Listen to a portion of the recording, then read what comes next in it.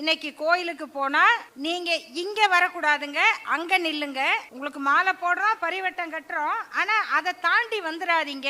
ஏன், என்ன வித்தியாசம்? அந்த ஒரு நூல் வித்தியாசத்துல ஒரு இசை ஞானியை இந்த பக்கம் வராதீங்க, அங்கேயே நில்லுங்க அப்படின்னு சொல்ல முடியுதுன்னா இதுக்கு அடித்தளம் போட்டது யார்? நாமும் நம் பாவைக்கு செய்யும் கிரிசைகள் கேளீரோ, பார்க்கடலுள் பையத்துயின்ற பரமன் அடிபாடி நெய்யுண்ணோம் பாலுண்ணோம் நாட்காலே நீராடி மையிட்டெழுதோம் மலரிட்டு நாம் முடியோம் செய்யாதன செய்யோம் தீக்குறளை சென்றோதோம். தீக்குறளை சென்றோதோம்னு ஒரு வார்த்தை இருக்குங்க. தீக்குறள்னா தப்பான பாட்டு, இதெல்லாம் படிக்க மாட்டோம். இதுக்கு இந்த நாட்டுல ஒரு மகா பெரியவா இருந்தார். அதுவும் இங்கிலீஷ்ல எழுதுறவங்களுக்கு எல்லாம் பெரியவா இல்ல, பெரியவா. அந்த மகா பெரியவா அவர் என்ன சொன்னார்னா, அதுல என்ன சொல்லி இருக்குன்னா, திருக்குறளை படிக்காதன்னு சொல்லி இருக்கிறார். ஆண்டாள் பாட்டுக்கே இப்படி விளக்கம் சொன்னவங்க எல்லாம் உண்டு. ரசிகர் மன்றமாக ஒரு கட்சியை நடத்த கூடாது. அப்படி ஏற்கனவே ரசிகர் மன்றமாக இருந்தவர்கள் தான் அண்ணா திராவிட முன்னேற்ற கழகம் என்ற அமைப்பை கண்டவர்கள். ஆக திராவிட முன்னேற்ற கழகம் என்பது கொள்கை அறிந்தவர்களுடைய இயக்கம். இது வெறும் ரசிகர் மன்றம் அல்ல. ஆம கதையெல்லாம் அடிச்சு விட முடியாது. அதெல்லாம் அந்த பொய்யெல்லாம் ரொம்ப சுலபமா புரிஞ்சுக்குவாங்க மக்கள். இன்னைக்கு உலக செஸ் சாம்பியன் யாரு? குகேஷ்னு ஒரு பையன், 18 வயசுல உலக சாம்பியன். நம்ம ஊர்ல இன்னைக்கு என்ன நடக்குதுன்னா, உருப்படியா எதையும் செய்ய முடியாதவங்க செஞ்சது மேல எதையாவது குறை சொல்லுவாங்க. இப்ப அந்த குகேஷுக்கு, அவரு தமிழ்நாட்டு பையன், அவர் தாய்மொழி என்னவா இருந்தா என்ன, அவர் நம்ம பையன் தானே. அவரு தமிழ் பையன் கிடையாதான். இத பிளட் டெஸ்ட் குரூப் இருக்கு தமிழ்நாட்டுல, அவங்க பிளட் டெஸ்ட் சர்டிபிகேட் வச்சுதான் ஒத்துக்குவாங்க. அவர் தாய்மொழி தெலுங்கு இருக்கட்டும், அவன் தெலுங்கு பையன், அவனை எப்படி நீ தமிழ் பையன் சொல்லுவ? அவன் தமிழ்நாட்டு பையன் தான்ப்பா. ஆந்திராவில் இருக்கவங்க சொல்றாங்களாம் மணவாடு மணவாடு மணப்பிள்ளைன்னு சொன்னாங்களாம். நம்ம கமலா ஹாரிஸ் அமெரிக்காவில் ஜெயிக்கிறாங்கன்னா நம்மளவா சொல்ல, நம்மாத்து பொண்ணுங்க சொல்றது இல்ல. லண்டன்ல ஒருத்தர் எம்பி ஆகுறாரு, யாழ்ப்பாணத்து பொண்ணு, நம்ம தமிழ் பொண்ணுப்பா லண்டன்ல எம்பி ஆயிருக்கு சொல்ல மாட்டோம். லண்டன்ல ஒருத்தர் பிரதமராகவே ஆனாரு, அப்புறம் எங்க போனாருன்னு தெரியல. அவர் நம்ம ஊருக்காரருங்க, இங்க இருந்து சொல்றமா இல்லையா?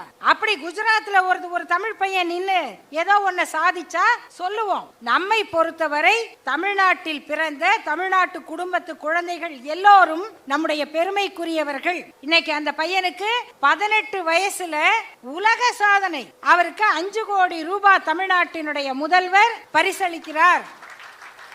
அதுக்கு காரணம் நம்முடைய துணை முதல்வர் உதயநிதி அவர்களுடைய உற்சாகம். அது கேக்குறாங்க, அதுக்கு எதுக்குங்க 5 கோடி? ஏன்பா, இதுவரைக்கும் உலக சாதனை 22 வயசு. 22 வயசு, அந்த 22 வயசுக்கும் உரிய சாதனையை முறியடிச்சு 18 வயசுல நம்ம ஊர் பையன் உலக சாதனை புரிகிறார்னு சொன்னா அவருக்கு பாராட்டு கொடுக்கணுமா இல்லையா? Troll, I am a troll. எப்படி கருத்துல எதிர்நிலையில இருக்கவங்கள, பிடிக்காதவங்கள கமெண்ட் போட்டே சாகடிக்கிறது. அதுவும் பெண்களாக இருந்தா அவங்க குடும்பமே கதற அளவுக்கு கமெண்ட் போடுறது. ஒரு கிரிக்கெட் வீரர் விராட் கோலின்னு, அவர் ஒருத்தருக்கு ஆதரவு கொடுத்தார். அவர் தப்பு பண்ணல, அவர் பேர் என்ன, ஒரு இஸ்லாமிய வீரர், அவருக்கு நீ எப்படி ஆதரவு கொடுக்கலாம் அப்படின்னு அவரை போட்டு ட்ரால் பண்றாங்க. என்ன, அவரோட 10 மாச குழந்தை போட்டோவை போட்டு, இந்த குழந்தைய நாங்க என்னென்ன பண்ணுவோம், ஒரு தகப்பனா இருக்கவருக்கு இப்படிப்பட்ட செய்தி எல்லாம் வந்தா எப்படி இருக்கும்? ரொம்ப ஒழுக்கமானவங்க, குளிக்காம சாப்பிட மாட்டாங்க, அசைவம் சாப்பிட மாட்டாங்க, ரொம்ப சுத்தமா இருப்பாங்க, ரொம்ப மென்மையா பேசுவாங்க. ஆனா எந்த படுகொலையவும் செய்யறதுக்கு அவங்க மனசு தயாரா இருக்கு. சனாதனம்னா என்ன ஒரு ஜட்ஜுக்கே புரியலன்ட்டாங்க. சனாதனம்னா என்ன? ரொம்ப சிம்பிள். நீங்க ஒருத்தருக்கு பிச்சை கொடுக்குறீங்க, பிச்சை வாங்கினவரு உங்களை கும்பிட்டா அது பிச்சை. நீங்க ஒருத்தருக்கு பிச்சை போட்டு நீங்களே பிச்சை கொடுத்த ஒரு காலில் விழுந்து கும்பிட்டா அது சனாதனம். பிச்சை வாங்கினவர் உங்க காலில் விழுந்து கும்பிட்டா சாதாரணம். பிச்சையும் கொடுத்துட்டு நீங்களே காலையும் விழுந்தீங்கன்னா சனாதனம். அவ்வளவுதான். ஏன்னா மனுஸ்மிருதியில இப்படி சொல்லி இருக்கு. மனுஸ்மிருதி பெரிய புத்தகம். என்ன சொல்லி இருக்குன்னா, இந்த உலகத்தில் படைக்கப்பட்ட எல்லாமே பிராமணனுக்காக படைக்கப்பட்டவை. முடிஞ்சு போச்சுங்க. உங்க வீட்டுல இருக்கிற அரிசி பருப்பு எல்லாம் அப்படிதான். அதனால நீங்கள் ஒரு பிராமணனுக்கு வஸ்திரம், துணியை தானம் கொடுத்தால் அவன் தன்னுடைய துணியை தான் உடுத்துகிறான். நீங்க அவருக்கு சாப்பாடு போட்டா அவர் தன்னுடைய சாப்பாட்டை தான் சாப்பிடுகிறார். எப்படிங்க இன்னைக்கு நீங்க ஆக்கின சோறு தான், நீங்க கொடுத்த துணி தான்.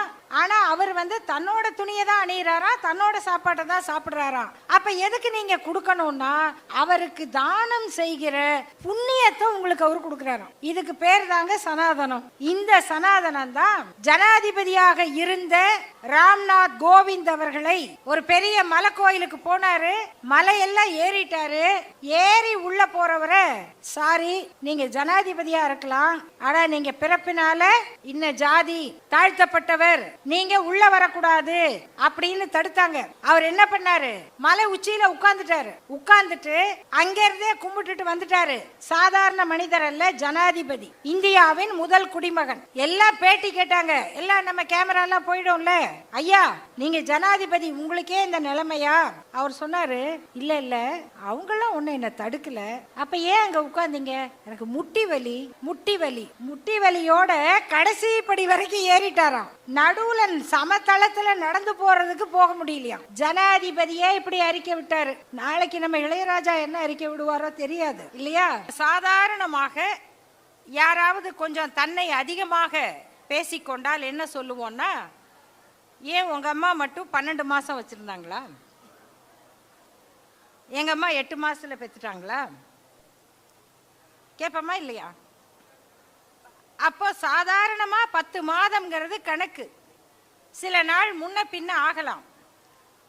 எங்க அம்மா எல்லாம் பழமொழி சொல்லுவாங்க, யாராவது அப்படி பேசுனா, ஆமா ஆமா இவங்க அம்மா தான் அருமையா பெத்தா பெருமையா பெத்தா, எங்க அம்மாலாம் ஆடுகுட்டி போகையில போடுகுட்டி போட்டு போயிட்டாளா அப்படின்னு கேட்பாங்க. என்னடா ஆடுகுட்டி போடையில போடுகுட்டி போட்டு போயிட்டாளா, அப்படி இப்படி ஒரு பழமொழி. ஏன்னா எங்க அம்மாவும் அப்படிதானே பெத்தாங்க, உங்களையும் அப்படிதானே பெத்தாங்க. அப்ப நம்ம சமம்தான் எல்லாருக்கும் தெரியும்ல. இதுக்கு போய் திருவள்ளுவர் என்ற ஒரு பெரிய புலவர் அறிஞர் ஒரு திருக்குறள் எழுதி மக்களுக்கு சொல்லணுமா? தெரியாதான? சர்க்கரை இனிக்கும்னு சொல்லணுங்களா, நெருப்பு சுடுன்னு சொல்லணுமா? அது எதுக்கு பிறப்போக்கும் எல்லா உயிர்க்கும்னு ஒரு திருக்குறள் எழுத வேண்டி வந்ததுன்னா, அதுக்கு முன்னால இந்த நாட்டில் பிறப்புனால எல்லாரும் சமம் இல்லைன்னு ஒரு கருத்து இருந்துச்சு. இப்பயும் இருக்கு, இன்னைக்கு இருந்திருக்கு. எங்க ஸ்ரீவில்லிபுத்தூர் ஆண்டாள் கோயில்ல இன்னைக்கும் இருக்கு. பிறப்பினால எல்லாரும் சமம் இல்லை. எனக்கு பக்தி ரொம்ப இருக்குதுங்க, பக்தி பாட்டை என்ன மாதிரி இன்னொருத்தர் பாட முடியாது என்று சொல்லக்கூடிய தகுதி வாய்ந்தவர் இளையராஜா. இசை மேதை, இசை ஞானி என்று அவருக்கு முத்தமிழறிஞர் கலைஞர் அவர்கள் பட்டம் கொடுத்தார். இந்தியாவில் இருந்து இங்கிலாந்து இசையினுடைய நுணுக்கத்தை கையில் ஏந்தி சிம்பனி அமைத்த ஒரே இந்திய இசை கலைஞர் இளையராஜா அவர்கள் தான். வேற யாருக்கும் அந்த அறிவு திறமை கிடையாது. அவர் எங்க பிறந்தார்? அக்ரஹாரத்தில் பிறக்கல. அதனால் நம்ம சாதாரணமாக யாராவது கொஞ்சம் தன்னை அதிகமாக பேசிக்கொண்டால் என்ன சொல்லுவோம்னா, ஏன் உங்க அம்மா மட்டும் 12 மாசம் வச்சிருந்தாங்களா? இன்னைக்கு கோயிலுக்கு போனா நீங்க இங்க வரக்கூடாதுங்க, அங்க நில்லுங்க, உங்களுக்கு மாலை போடுறோம் பரிவட்டம் கட்டுறோம், ஆனா அதை தாண்டி வந்துடாதீங்க. ஏன், என்ன வித்தியாசம்? கலைஞர் அவர்கள் சொன்னார், ஒரு சாதாரண உழைக்கிற பூக்காரர் சொல்லுகிறாராம், நான் கட்டுகிற பூமாலை கோயிலுக்குள்ள போனது, ஆனா நான் போக முடியல. ஏன், அங்க நூல் இருக்கு, எனக்கு நூல் இல்லை. அந்த ஒரு நூல் தானே வித்தியாசம். அந்த ஒரு நூல் வித்தியாசத்துல ஒரு இசை ஞானியை இந்த பக்கம் வராதீங்க அங்கேயே நில்லுங்க அப்படின்னு சொல்ல முடியுதுன்னா, இதுக்கு அடித்தளம் போட்டது யார்? அதுக்கு அந்த தத்துவத்துக்கு என்ன பேர்? அதுக்கு பேர் சனாதனம். அதை உருவாக்கியது ஆரியம். அதை ஒழிப்பதற்கு வந்த புரட்சி இயக்கம்தான் திராவிடம். அவ்வளவுதான், இதுதான் திராவிடம். அப்ப இந்த திராவிடத்தை வளர்க்கணும்னா, நம்ம ஒரு நல்ல கட்டடத்தை கட்டணும்னா அங்க ஏற்கனவே ஒரு பழைய கட்டடம் இருக்கு. சிதிலமாயி போயிருக்கு, கரையா வந்திருக்கு, புத்து வச்சிருக்கு, அடிமட்டமெல்லாம் ஆடி போயிருக்கு. பில்டிங் ஸ்ட்ராங்கு, பேஸ்மெண்ட் வீக் இல்லை, எல்லாம் ஆடி போகுது. இப்ப எப்படி நம்ம புதிய ஒரு கட்டடத்தை கட்டுறது? சாதி மத பேதங்கள், மூட வழக்கங்கள் தாங்கி நடந்து வரும் சண்டை உலகம். சண்டை, எல்லாத்துக்கும் சண்டை. ஜாதி மதம் எல்லா பேதமும் இருக்கு. இந்த உலகத்தை என்ன பண்றது அப்படின்னா, ஜாதி மத பேதங்கள் மூட வழக்கங்கள் தாங்கி நடந்து வரும் சண்டை உலகிதனை ஊதையில் துரும்பு போல் அலைக்கழிப்போம். ஒரு புயல்ல மாட்டிக்கிட்ட துரும்பு எப்படி ஆடுமோ, அந்த துரும்பு மாதிரி இந்த உலகத்தை அலக்கழிச்சு அதை ஒழிச்சிட்டு புதியதோர் உலகம் செய்வோம். பேதமிலா பெரு உலகிற்கு சுயமரியாதை உலகென்று பெயரிடுவோம் என்று புரட்சி கவிஞர் பாரதிதாசன் பாடினார். அப்படி இந்த பேதம் மிக்க உலகத்தை அழித்து சமத்துவமான சமுதாயத்தை படைக்க வந்த தத்துவத்துக்கு பேர் தான் திராவிடம். இது திருவள்ளுவர் காலத்துக்கு முன்னால இருந்தது. அப்பயும் நிறைய சாமியார்கள்லாம் இருந்தாங்க. அவர் யாரு, என்ன சாமியாரு? பெரிய தாடி வச்சிருக்காரு. இன்னொருத்தர் பார்த்தா சுத்தமா மொட்டை அடிச்சிருக்காரு. போறவங்கெல்லாம் விழுந்து கும்பிடுறாங்க. ஏமா அவரை விழுந்து கும்பிடுறீங்க? அவர் சாமியாருங்க, எப்படி கண்டுபிடிச்சிங்க? மொட்டை அடிச்சிருக்காருங்க. இவரு காலில் ஏமா விழுந்து கும்பிடுறீங்க? அவர் தாடி வளர்த்துருக்காருங்க, அதனால சாமியாருங்க. வள்ளுவர் சொன்னாரு, எப்பா நீ தாடியும் வைக்காத மொட்டையே அடிக்காத, ஒழுக்கமா வாழு போதும்னார். ஒழுக்கமா வாழு. இதையெல்லாம் சொன்ன திருக்குறளை படிக்காதீங்கன்னு இந்த நாட்டில் பேசியிருக்காங்க. படிக்காதீங்க. எதை படிக்கக்கூடாது? திருக்குறள் படிக்கக்கூடாது. வேதம் பெருசு, திருக்குறள் அப்படி அல்ல. இதெல்லாம் பிரச்சாரம் நடந்திருக்கு. நம்முடைய அமைச்சர் அவர்கள் பேராசிரியர் சங்கீதா அவர்களை அறிமுகப்படுத்தும் போது சொன்னார், 30 நாளும் திருப்பாவை சொல்லக்கூடியவங்க. அது மாதிரி அவர் சபரிமலைக்கு போகிறவர், அவங்க குரான் படிக்கிறவங்க. நான் இது எதுக்கும் ஒத்து வராத ஆள். எல்லாரும் இந்த மேடையில் இருக்கும் பாருங்க, அதுதான் திராவிட மாடல். எல்லாரும் வாழ்றது. அது என்ன, நீங்க மசூதிக்கு போறீங்களா, நீங்க சர்ச்சுக்கு போறீங்களா, நீங்க எல்லாம் தேச துரோகிகள். நீ யாரையா சர்டிபிகேட் கொடுக்கறது? நீ யாரு? மசூதி இந்த ஊர்ல தான் இருக்கு, சர்ச்சும் இந்த ஊர்ல தான் இருக்கு. ஒருத்தருக்கு எங்க பிடிக்குதோ அங்க போவாங்க. கோயிலும் இங்க தான் இருக்கு. கோயிலுக்கு பிடிச்சவங்க கோயிலுக்கு போவாங்க, அங்க போறவங்க இங்க போவாங்க. வெள்ளைக்காரங்கெல்லாம் வந்து கிருஷ்ண ஜெயந்தி கொண்டாடுறாங்க ஜெர்மனியில, இங்க எடுத்து போடுறாங்க. வெள்ளைக்காரன் ஹரே ராமா ஹரே கிருஷ்ணனா நல்லா இருக்கு, பக்கத்து வீட்டுக்காரன் அல்லேலுயானா உனக்கு வலிக்குதா? அது அவர் உரிமை, இது இவர் உரிமை, அவ்வளவுதானே. அது மாதிரி இது எதுவுமே தேவையில்லைங்க. ஒழுக்கமா இருங்க போதும், 4 பேருக்கு உதவி செய்யுங்க போதும், இதெல்லாம் வேணாங்க அப்படின்னு சொல்றதுக்கு எனக்கும் உரிமை இருக்கு இல்லையா? இதை எல்லாத்தையும் ஒத்துக்கிறது தான் திராவிட மாடல். இதை சொன்னதுதான் திருக்குறள். ஏன் திருவள்ளுவர் சிலை, திருவள்ளுவருக்கு கோயில், கன்னியாகுமரியில் வச்ச திருவள்ளுவர் சிலைக்கு 25வது ஆண்டு. எப்படிப்பட்ட உயரம்! ஏன் வச்சார் யோசிச்சு பாருங்க. தொல்காப்பியருக்கு வச்சிருக்கலாம், வேற புலவருக்கு வச்சிருக்கலாம். ஏன் திருவள்ளுவர்?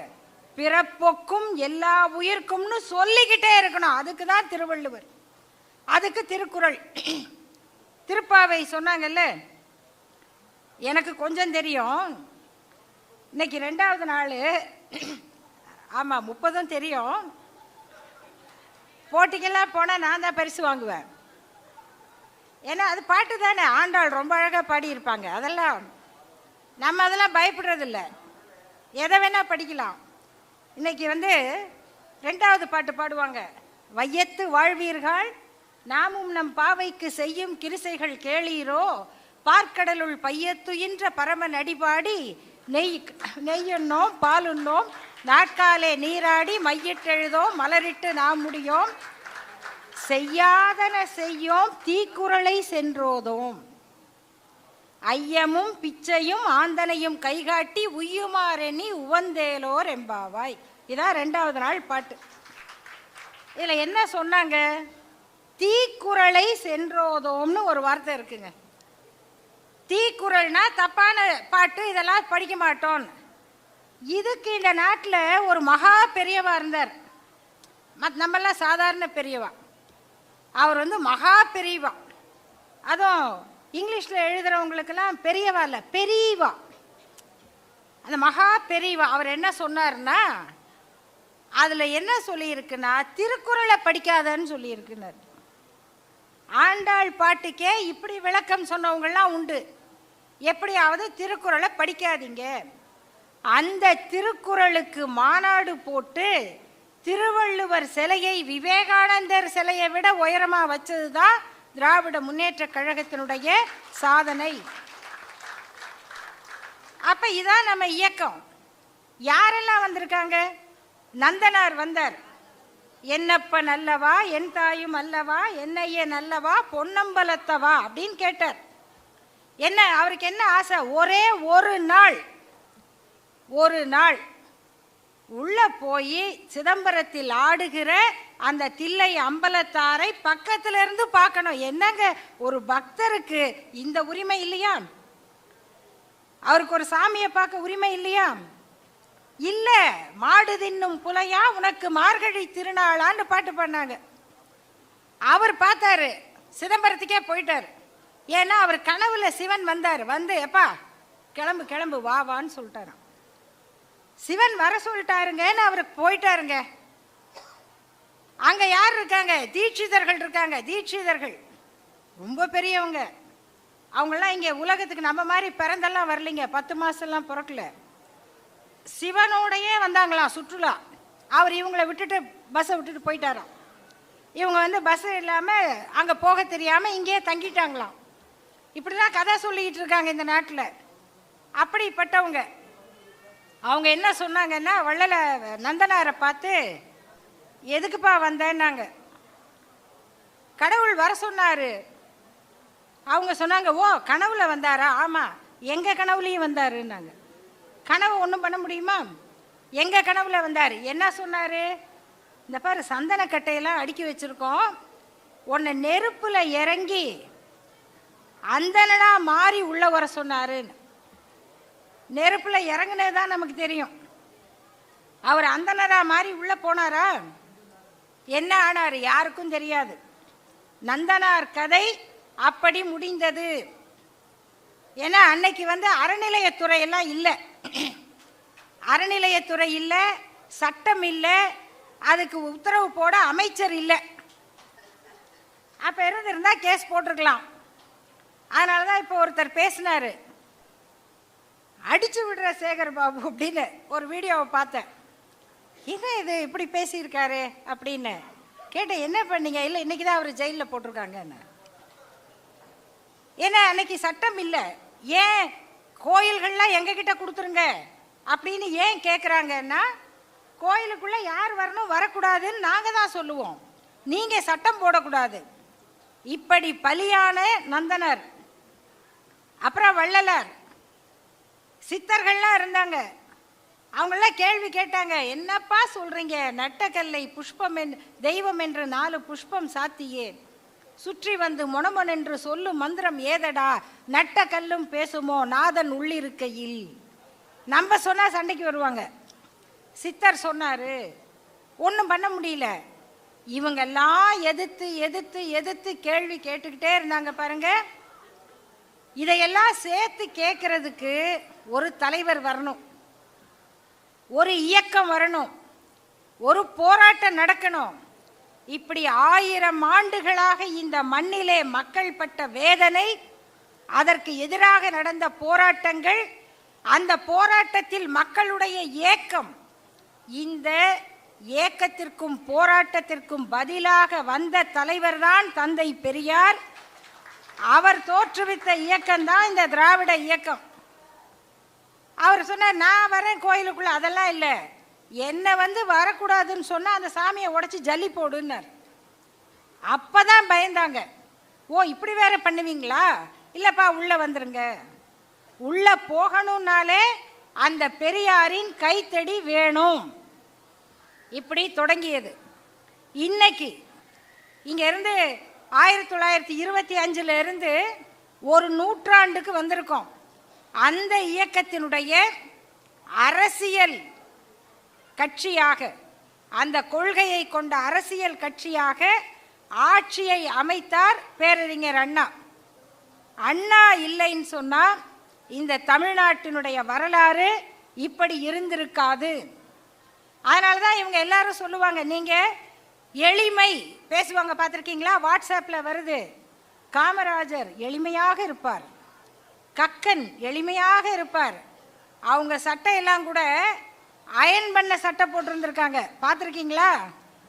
காமராஜருடைய சட்டை எப்போதும் கசங்கிய சட்டை அல்ல, அது நல்ல முடன்னு கதர் சட்டை, அயன் பண்ண சட்டை. ஒரு அழுக்கு வேட்டியோடு மாறி மாறி பொத்தான் போட்ட சட்டையோடு வெற்றிலை காவி சிந்திய கரையோடு சீவாத தலையோடு அந்த மேடையில நின்று உலக அரசியலை பேசியவர் பேரறிஞர் அண்ணா. உலக அரசியலை யாரு அவரை பார்த்தா இவர் இப்படி பேசுவார்னு தெரியுமா? மதிப்பாங்களா? நாடாளுமன்றத்திற்கு போகும்போது யார் இவர், யாரோ ஒரு குள்ளமா மனுஷன் ஒருத்தர் வந்திருக்காரு என்றுதான் நேரு பார்த்தார். அப்படிதான் வட இந்திய தலைவர்கள் பார்த்தார்கள். அவர் எழுந்து நின்றார். I belong to Dravidian stock என்று ஆரம்பித்தார். அந்த குரல், அந்த ஆங்கிலம், அந்த ஆளுமை பேரறிஞர் அண்ணா என்ற தலைவர் இந்த திராவிட முன்னேற்ற கழகம் என்ற இயக்கத்தை எப்படி உருவாக்கினார்? அது எப்படிப்பட்ட போர் படை, இந்திய எதிர்ப்பு போராட்டம் நடந்தது. இன்னும் கொஞ்ச நாள் நடந்திருக்கலாம். எத்தனை பேர் எரிஞ்சு போனாங்க, எத்தனை பேர் தற்கொலை செய்து கொள்ளுகிறார்கள். பேரறிஞர் அண்ணா அந்த போராட்டத்தை நிறுத்தினார். ஐயோ அண்ணா, ஏன் போராட்டத்தை நிறுத்துகிறீர்கள்? எல்லாரும் கேட்டாங்க. இதுக்கு மேல தாங்காது. ஏன்? எங்க பிள்ளைங்களை சாவு கொடுக்கவா? நாங்க எதுக்கு இயக்கம் நடத்துறோம்? எங்க பிள்ளைங்க படிக்கணும், உயரணும், முன்னேறணும், அதுக்காக இயக்கம் நடத்துறோம். எங்கள் பிள்ளைகளை சாக கொடுப்பதற்கு அல்ல என்று அந்த போராட்டத்தை நிறுத்தியவர் பேரறிஞர் அண்ணா. பலிதானிகள், ஒரு கட்சியில ஒரு அணி இருக்கு, அதுக்கு பேரு பலிதானிகள். அவங்க ஜெயிலுக்கு போயிடுவாங்க, அவங்க குடும்பத்தை இவங்க பார்த்துக்குவாங்க. அதில் செத்து போவாங்க. எப்படி செத்து போவாங்க? கோயிலில் போய் மாட்டுக்கறியை போடுவாங்க. என்ன வேஷம் போட்டுக்கிட்டு? முஸ்லீம் வேஷம் போட்டுக்கிட்டு. கோயிலில் போய் மாட்டுக்கறி போட்டுக்கிட்டு போகிறது முஸ்லீம் வேஷம். போட்டவன் முஸ்லீம் இல்லை. இந்தியாவில் நடந்த பல வழக்குகளில் கைது செய்யப்பட்டவர்கள் கலவரம் பண்ணுறதுக்காகவே இப்படி போனவங்க. இன்னும் தமிழ்நாட்டில் பார்த்தீங்கன்னா சொந்த வீட்டுக்கே பெட்ரோல் குண்டு, சொந்த பைக்கையே நெருப்பு வச்சு தீவிரவாதிங்க என்ன தாக்குறாங்க அப்படின்னு வந்த வழக்கில் அத்தனை பேரும் ரெண்டே கட்சி தான். ஒன்று பிஜேபி, இன்னொன்று இந்து முன்னணி. இவங்க மக்கள் மட்டும்தான் சொந்த தன் பைக்கையே எரிக்கிறது, தன் வீட்டுக்கே பெட்ரோல் குண்டு போட்டு தன்னை தலைவராக்கிக்கிறது. இப்படி ஒரு தத்துவம் இந்தியாவில் வளருது. எங்கள் போராட்டம் வெல்லுவதை விட எங்கள் பிள்ளைகளை பலி கொடுக்க கூடாது என்கிற தத்துவம் திராவிட இயக்க தத்துவமா வளருது. இது ரெண்டும் தான் இந்தியாவில் போட்டி. இது ரெண்டுக்கும் தான் இந்தியாவில் எதிர் அணி. இந்த இயக்கத்தை உருவாக்கிய பேரறிஞர் அண்ணா 2 ஆண்டுகள் தான் முதல்வராக இருந்தார். அவர் இறந்து போறாருன்னு சொன்னா இன்னைக்கே சொல்லுவாங்க, கலைஞர் இறந்த பிறகு வெற்றிடம் வந்துருச்சு, வெற்றிடம் வந்துருச்சு, தலைவர் இல்லை, தலைவர் இல்லை. யார் சொன்னது? தலைவர் இருக்கக்கூடாதுன்னு நினைக்கிறவங்க சொன்னது. ஆனா என்ன நடந்தது? அத்தனை தேர்தல்களிலும் கலைஞர் மறைவுக்கு பிறகு சந்தித்த அத்தனை தேர்தலிலும் வெற்றி பெறக்கூடிய ஒரு தலைவரை திராவிட முன்னேற்ற கழகம் பெற்றது. இன்னைக்கும் இன்று வரை எந்த தேர்தலிலும் தோல்வி இல்லைங்கிற தலைமை இருக்கும்போது வெற்றிடம் வெற்றிடம்பாங்க. அண்ணா இறந்தப்ப என்ன சொல்லியிருப்பாங்க? அந்த நேரத்தில் இந்த தமிழ்நாட்டை வழிநடத்த வந்த கலைஞர் அவர்கள் அவர் எடுத்த பணியை 50 ஆண்டு காலம் இந்த தமிழ்நாட்டு அரசியலை அவர்தான் நடத்தினார், அவர்தான் நிலைநிறுத்தினார். இன்னைக்கு தமிழ்நாட்டில் வளர்ந்திருக்கிற பள்ளிகள், கல்லூரிகள் அத்தனையும் அவர் உருவாக்கியது. நம்ம ஊர்ல தந்தி வந்தாலே அழுத பாட்டிங்கெல்லாம் இருந்தாங்க. தந்தி வந்துட்டாலே போஸ்ட்மேன் வந்து வாசல்ல நின்னா என்னப்பானா இப்ப தந்தியே கிடையாது. மோடி ஒழிச்ச பழசுல தந்தியும் ஒண்ணு. தந்தி வந்தா ஐயோன்னு அழுவ ஆரம்பிச்சிருவாங்க. ஏன்னா தந்தி வந்தாலே யாரோ செத்து போயிட்டாங்கன்னு தான் செய்தி வரும். பாஸ்போர்ட் வாங்கி வெளிநாட்டுக்கு போறது நம்ம கேள்விப்பட்டிருப்போமா? அந்த பாஸ்போர்ட் ஆஃபீஸை பார்த்தாலே நம்மளுக்கு பயமா இருக்கும், நினைக்கவே முடியாது. ஆனா இன்றைக்கு உங்க தெருவில் யாராவது அப்பா அம்மா அமெரிக்கா போறாங்க, நமக்கு தெரிஞ்சவங்க பிள்ளைங்க லண்டன்ல இருக்காங்க, கனடாவில் இருக்காங்க.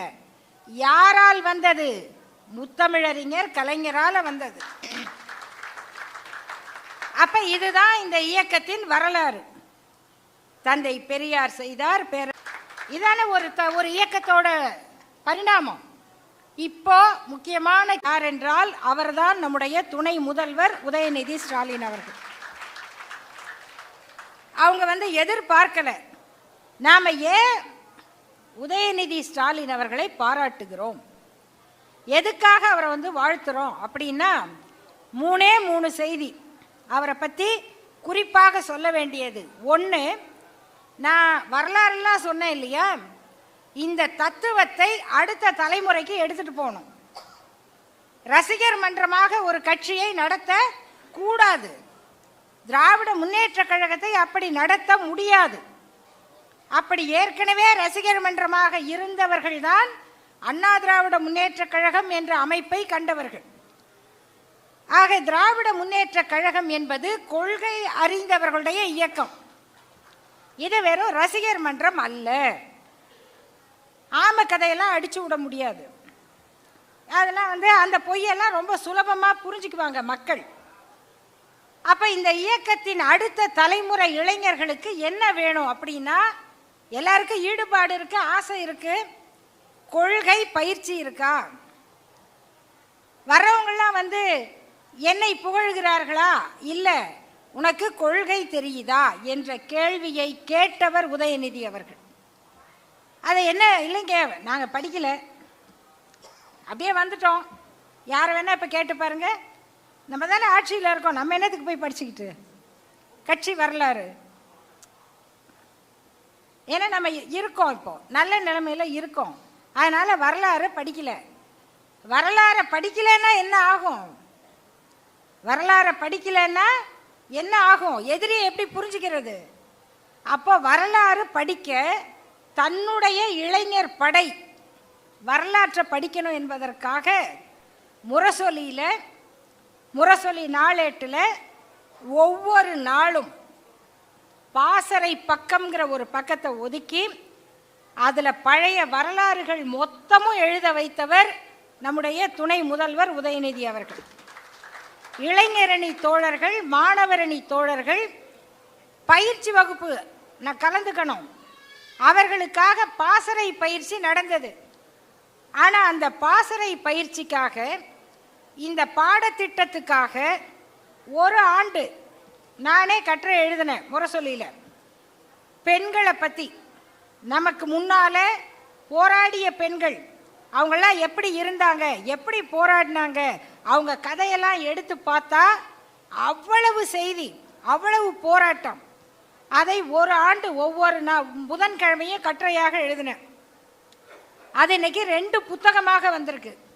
இன்னைக்கு உலகத்தில் யார் அந்த புத்தகத்தை வாங்கி படித்தாலும் இந்த திராவிட இயக்க பெண்கள் வரலாறு மாதிரி உலகத்தில் எந்த இயக்கமும் இல்லைன்னு சொல்ல முடியும். அப்படிப்பட்ட வரலாற்றை உருவாக்குவதோடு மீட்டுருவாக்கம் செய்து அடுத்த தலைமுறையில் தன்னோடு வருகிற இளைஞர்கள் கொள்கை பயிற்சி எடுக்கணும். இதுதான் அவர் செய்த முதல் வேலை. 2வது, அமைச்சராக விளையாட்டுத்துறை, இளைஞர் நலம் இந்த பொறுப்பை எடுத்துக்கொண்டார். இன்னைக்கு தமிழ்நாடு முழுக்க ஒவ்வொரு மாவட்டத்திலையும் அந்த விளையாட்டு வீரர்களுக்கான ஒரு மேம்பாட்டு அலுவலகம் இருக்குது. நீங்கள் நம்ம குழந்தைங்க படுற கஷ்டம் இருக்குது பாருங்க, ஸ்போர்ட்ஸுக்கு போய் அவங்களுக்கு ஒரு நல்ல இடம் இல்லை, பயிற்சிக்கு வருவாங்க. கடலூர் மாவட்டத்திலேருந்து அந்த பிள்ளைங்க பேசுனதெல்லாம் வீடியோவாக இருக்குது. கடலூர் மாவட்டத்தில் எங்கெங்கேயோ இருந்து வர்றாங்க, கபடி போட்டிக்கு வராங்க, சிலம்பத்துக்கு வராங்க, வாலிபால் பயிற்சிக்கு வராங்க, டவுனுக்கு வந்துட்டாங்க. திருவள்ளூரில் அங்கே இங்கே இருந்து சென்னைக்கு வராங்க. எங்கே தங்குறது? அப்பா அம்மாவோட வரலாம், ஹாஸ்டல் இல்லை, ஹோட்டலில் தங்கினா செலவு, நல்ல சாப்பாடு கிடைக்காது. இன்னைக்கு அத்தனை விளையாட்டு வீரர்களுக்கும் ஒவ்வொரு மாவட்டத்திலும் தனியாக பயிற்சி மையம், பெண் குழந்தைங்க வந்தால் தைரியமாக தங்கி பயிற்சி எடுக்கலாம். அதனுடைய சாதனை என்னன்னா, இன்னைக்கு சமீபத்தில் மலேசியாவில் ஆசிய விளையாட்டு போட்டி நடக்குது. அதில் தமிழ்நாட்டில் இருந்து மட்டும் 24 பேர் பதக்கங்கள் வாங்கியிருக்காங்க. தமிழ்நாட்டில் இருந்து மட்டும் எவ்வளவு பேர்! இன்னைக்கு ஒவ்வொருத்தருக்கும் அவங்க செய்கிற உதவி. இன்னைக்கு உலக செஸ் சாம்பியன் யாரு? குகேஷ்னு ஒரு பையன், 18 வயசுல உலக சாம்பியன். நம்ம ஊரில் இன்னைக்கு என்ன நடக்குதுன்னா, உருப்படியா எதையும் செய்ய முடியாதவங்க செஞ்சது மேலே எதையாவது குறை சொல்லுவாங்க. இப்போ அந்த குகேஷுக்கு அவர் தமிழ்நாட்டு பையன், அவர் தாய்மொழி என்னவா இருந்தா என்ன, அவர் நம்ம பையன் தானே. அவர் தமிழ் பையன் கிடையாதான். இதை பிளட் டெஸ்ட் குரூப் இருக்குது தமிழ்நாட்டில், அவங்க பிளட் டெஸ்ட் சர்டிஃபிகேட் வச்சு தான் ஒத்துக்குவாங்க. அவர் தாய்மொழி தெலுங்கு இருக்கட்டும், அவன் தெலுங்கு பையன், அவனை எப்படி நீ தமிழ் பையன் சொல்லுவேன்? அவன் தமிழ்நாட்டு பையன் தான்ப்பா. ஆந்திராவில் இருக்கவங்க சொல்றாங்களா, மணவாடு மணவாடு மணப்பிள்ளைன்னு சொன்னாங்களாம். நம்ம கமலா ஹாரிஸ் அமெரிக்காவில் ஜெயிக்கிறாங்கன்னா நம்மளவா சொல்ல, நம்மாத்து பொண்ணுங்க சொல்றதில்ல.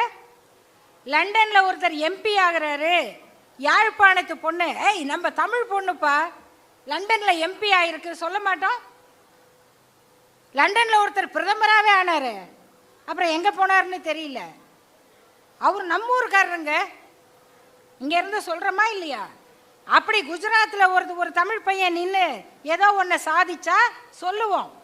நம்மை பொறுத்தவரை தமிழ்நாட்டில் பிறந்த தமிழ்நாட்டு குடும்பத்து குழந்தைகள் எல்லோரும் நம்முடைய பெருமைக்குரியவர்கள். இன்னைக்கு அந்த பையனுக்கு 18 வயசுல உலக சாதனை, அவருக்கு 5 கோடி ரூபாய் தமிழ்நாட்டினுடைய முதல்வர் பரிசளிக்கிறார். அதுக்கு காரணம் நம்முடைய துணை முதல்வர் உதயநிதி அவர்களுடைய உற்சாகம். அது கேட்குறாங்க, அதுக்கு எதுக்குங்க 5 கோடி? ஏன்பா இதுவரைக்கும் உலக சாதனை 22 வயசு, 22 வயசு. அந்த 22 வயசுக்கும் உரிய சாதனையை முறியடிச்சு 18 வயசுல நம்ம ஊர் பையன் உலக சாதனை புரிகிறார்னு சொன்னா அவருக்கு பாராட்டு கொடுக்கணுமா இல்லையா? நம்ம வட சென்னையில இருந்து ஒரு பொண்ணு காசிமான்னு பேரு, அவங்க அப்பா கொடுக்குற பேட்டியை நீங்க பார்க்கணும். கேரம் போர்டில் இன்னைக்கு உலக சாம்பியன், வட சென்னையில் பிறந்த காசிமா, பர்வீன் சுல்தானாவோட ஸ்டூடெண்டா பாருங்க. நல்ல வேளை நீ எல்லாம் யார்கிட்ட படிச்சேன்னு அதுகிட்ட கேட்க மாட்டாங்க, சாதிச்சிருச்சுல்ல. அந்த பொண்ணுக்கு முன்னால வட சென்னையில இருந்து ஒரு பொண்ணு கேரம் போர்டில் பரிசு வாங்கினாங்க, சாம்பியன். யாரு? இளவழகின்னு பேரு. இன்னைக்கு காசிமா, அவங்க அப்பா சொல்றாரு, எங்க வீட்டுல பாத்ரூம் வசதி கூட இல்லை, அவர் ஒரு ஆட்டோ ஓட்டுநர், நான் பாத்ரூம் போனோம்னா எதிர் வீட்டுக்கு போய் பயன்படுத்தணும். அந்த சூழ்நிலையில வளர்ந்த அந்த குழந்தை, அந்த பெண் போட்டிக்கு போகணும் அமெரிக்காவுக்கு, பணம் கட்ட வசதி இல்லை, 3 லட்சம் ரூபாய் கட்டணும் 3 பேருக்கு. அந்த தொகையை கொடுத்து தமிழ்நாடு அரசு அவர்களை அமெரிக்காவுக்கு அனுப்பி உதவி செய்து இன்னைக்கு அந்த பிள்ளைங்க சாம்பியனாகி வர்றாங்க. இதெல்லாம் சாதாரணம் இல்லை. இன்னும் ஒவ்வொரு துறையிலும் அரசு பள்ளிகளில் படிக்கிற பிள்ளைங்க வெளிநாட்டில் படிக்க ஆசைப்பட்டா அதுக்கு தகுதியை வளர்த்துக்கங்க, மார்க் வாங்குங்க, சிறப்பாக வந்தால் உங்களுக்கு பயிற்சி உண்டு, பயிற்சி கொடுத்து வெளிநாட்டுக்கு அனுப்புது யார்? இளைஞர் நலத்துறை. இதெல்லாம் செய்யறதுக்கு தகுதி வாய்ந்த ஒருவர் துணை முதல்வராக இருப்பதனால அது நடக்குது. இது தெரியணும்ல, இன்னைக்கு ஜெனரேஷனுக்கு என்ன வேணும். இது ரெண்டுக்கும் மேலாக இது ரொம்ப தேவை. இதுக்கு மேலாகனா இது வேணான்னு அர்த்தம் இல்லை, இதுதான் அடிப்படை. இதுக்கும் அடிப்படை ஒன்று இருக்கு. என்னது? தத்துவம், கொள்கை. நீங்க ஒரு ஆள் நல்லவரா இருக்கலாம். நல்லவர்னு என்ன சொல்றீங்க? குஜராத்தில் ஒரு அம்மா போய் ஸ்வாதி சதுர்வேதின்னு அந்த அம்மா பேர், ஒரு பத்திரிகை ரிப்போர்ட்டர். அந்த அம்மா என்ன பண்ணாங்கன்னா, ஒரு பொண்ணு குஜராத்தில் ஒரு கொலை நடந்துச்சு, ஒரு கொலை என்கவுண்டர், ஒருத்தரை கொன்னுட்டாங்க. ஆனால் அவர் தப்பு பண்ணலை. அவர் மனைவி பார்த்தாங்க, ஏயா ஒரு தப்பும் பண்ணாத என் கணவரை ஏன் கொன்னீங்க? போலீஸ் ஸ்டேஷன் முன்னாடி போராட்டம் பண்ணுறாங்க. பண்ணலாமா கூடாதா? என் கணவர் தப்பு பண்ணலை. அந்த பொண்ணு பேர் கௌசர் பானு. கௌசர், அதை ஞாபகம் வச்சுக்கோங்க. அந்த போலீஸ் அதிகாரிகள்லாம் பார்த்தாங்க, இந்த பொண்ணு இருந்தால் சத்தம் போட்டுக்கிட்டே இருக்கிறா, தொல்லை. முடிச்சிட்டாங்க. யார? அவர் மனைவி. அந்த செய்திகள்லாம் வந்திருக்கு. இப்போ வழக்கு எப்படி எப்படியோ போகுது. அந்த பொண்ணை கொன்று எரிச்சு சாம்பலை வயலில் தூவிட்டாங்க. ஆதாரம் இருந்தால் தானே கண்டுபிடிப்பீங்க. இப்படியெல்லாம் நடக்குது. இதெல்லாம் காவல்துறை அதிகாரிகள் ஒப்புதலோடு நடக்குதா அப்படின்னு தெரிஞ்சுக்கிறதுக்காக அந்த ஸ்வாதி சதுர்வேதின்னு ஒரு பெண், இவங்கெல்லாம் போகிறாங்கங்க. இன்னொரு பெண், அவங்க பேரே ஸ்ரீவத்சவா அப்படின்னு வச்சுக்கிட்டு, ஸ்ரீவத்சவான்னு பேர் வச்சுக்கிட்டு போய் பேட்டி எடுக்கிறாங்க. அப்படி பேட்டி எடுத்த அந்த பெண்கள் என்ன சொல்கிறாங்கன்னா, இந்த ஸ்வாதி சதுர்வேதிங்கிறவங்க troll, I am a troll. எப்படி கருத்தில் எதிர்நிலையில் இருக்கவங்கள, பிடிக்காதவங்கள கமெண்ட்டு போட்டே சாகடிக்கிறது. அதுவும் பெண்களாக இருந்தால் அவங்க குடும்பமே கதற அளவுக்கு கமெண்ட் போடுறது. ஒரு கிரிக்கெட் வீரர் விராட் கோலின்னு, அவர் ஒருத்தருக்கு ஆதரவு கொடுத்தார். அவர் தப்பு பண்ணல. அவர் பேர் என்ன? ஒரு இஸ்லாமிய வீரர். அவருக்கு நீ எப்படி ஆதரவு கொடுக்கலாம் அப்படின்னு அவரை போட்டு ட்ரால் பண்ணுறாங்க. என்ன?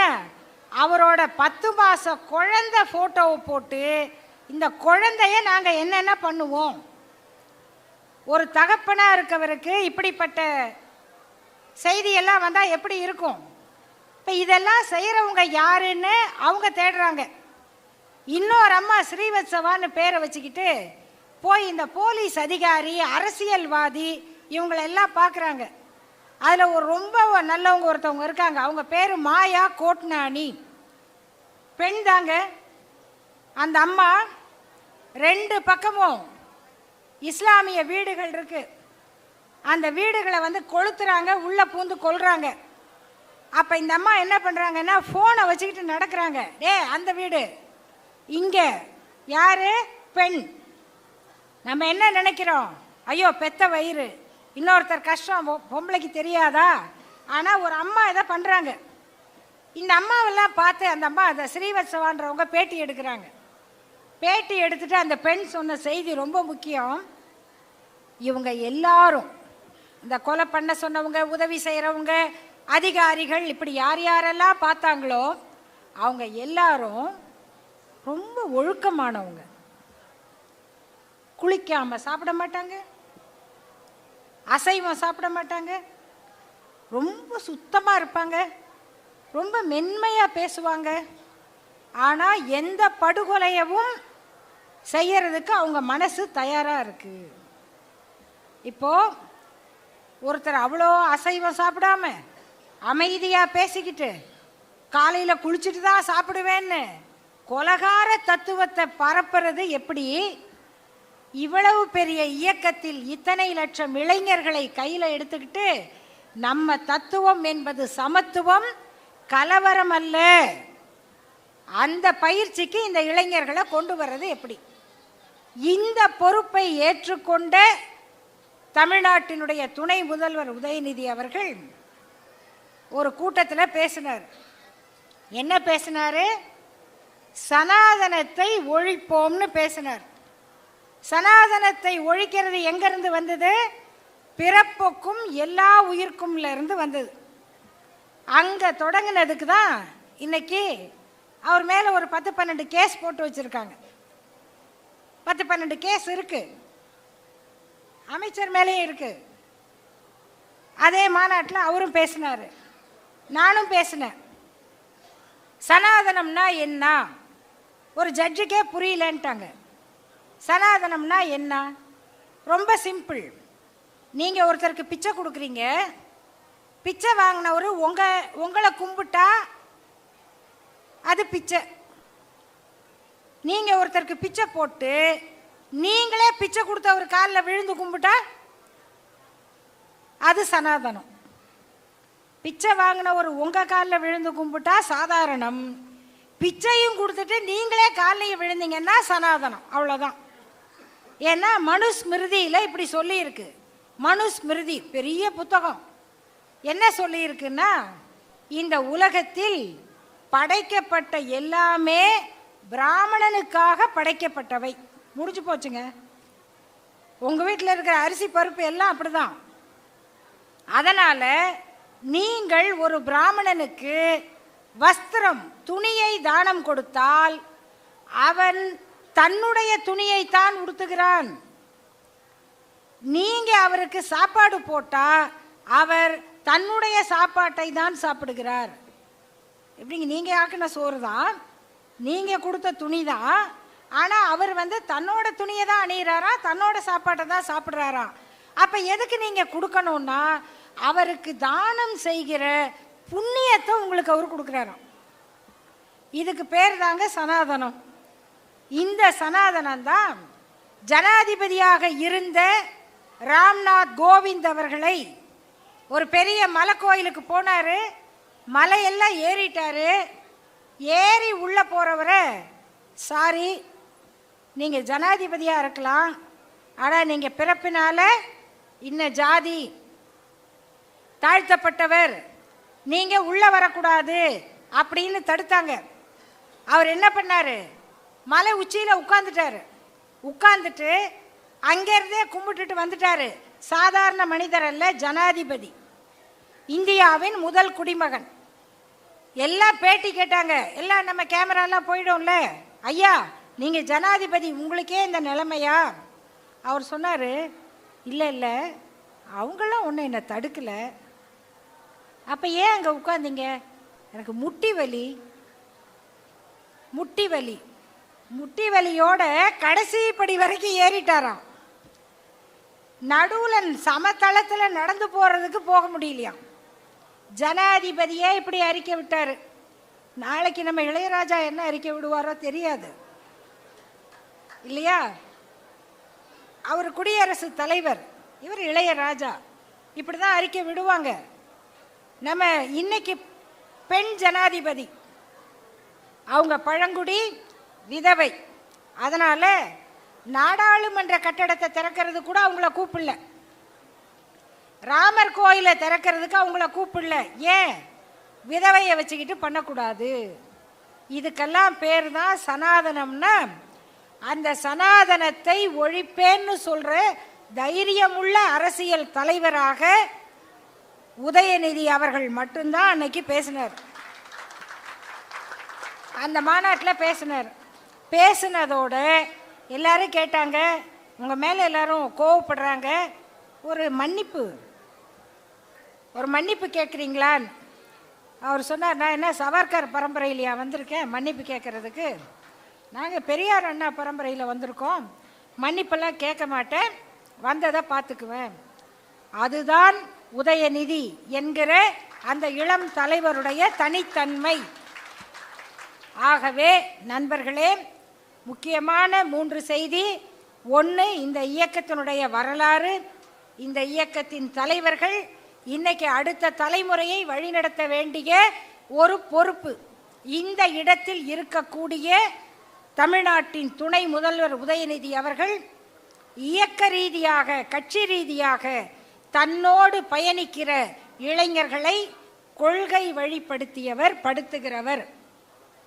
இரண்டாவது, தான் ஏற்றுக்கொண்ட துறை மூலமாக மிகப்பெரிய வாய்ப்புகளை அடையக்கூடிய, வெற்றி அடையக்கூடிய, ஆனால் அதற்கு வழி தெரியாத ஆயிரம் ஏழை குழந்தைகளை விளையாட்டு துறையிலே முன்னேற செய்கிறவர். மூன்றாவது, தத்துவ ரீதியாக இந்த நாட்டை அழிக்க துடிக்கிற ஆரிய சனாதனத்திடம் இருந்து எதிர்த்து போரிடுகிற, இந்த தமிழ்நாட்டை காப்பாற்ற வேண்டிய திராவிட சமத்துவத்தை முன்னெடுக்கிற தலைவர். ஆகையினால் அவருடைய பிறந்த நாள் வாழ்த்து என்பதல்ல, இப்படிப்பட்ட ஒருவர் இந்த இயக்கத்திற்கு தேவை, இந்த நாட்டுக்கு தேவை, நம்முடைய எதிர்காலத்துக்கு தேவை என்று சொல்லி அவருக்கு அனைவருடைய வாழ்த்துக்களையும் பாராட்டுக்களையும் சொல்லி விடைபெறுகிறேன். நன்றி, வணக்கம்.